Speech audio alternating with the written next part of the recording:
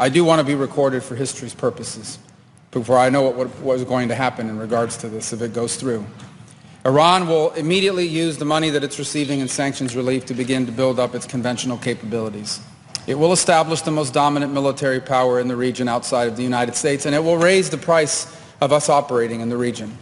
They're going to build anti-access capabilities, rockets capable of destroying our aircraft carriers and ships, continue to build these swift boats that are able to come on us, these fast boats that are able to swarm our naval assets.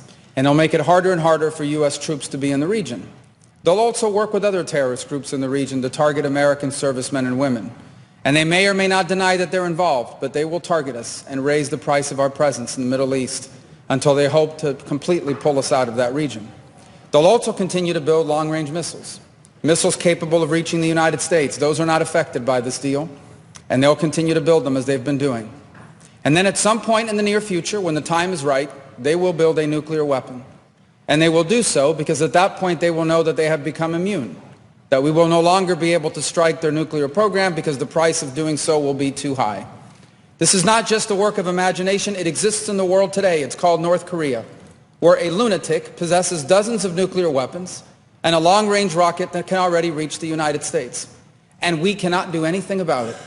An attack on North Korea today would result in an attack on Tokyo, or Seoul, or Guam, or Hawaii, or California. And so the world must now live with a lunatic in possession of nuclear weapons. And this is the goal Iran has as well, to reach a point where they become immune to any sort of credible military threat because the price of a military strike would be too high. And then they become an established nuclear weapons power. And never in the history of the world has such a regime ever possessed weapons so capable of destruction. Iran is led by a supreme leader who is a radical Shia cleric with an apocalyptic vision of the future. He is not a traditional geopolitical actor who makes decisions on the basis of borders or simply history or because of ambitions. He has an religious apocalyptic vision of the future, one that calls for triggering a conflict between the non-Muslim world and the Muslim world, one that he feels especially obligated to trigger. And he's going to possess nuclear weapons. This is the world that we are on the verge of leaving our children to inherit. And perhaps we ourselves will have to share in it.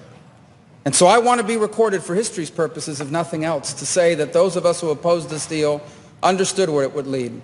And we are making a terrible mistake.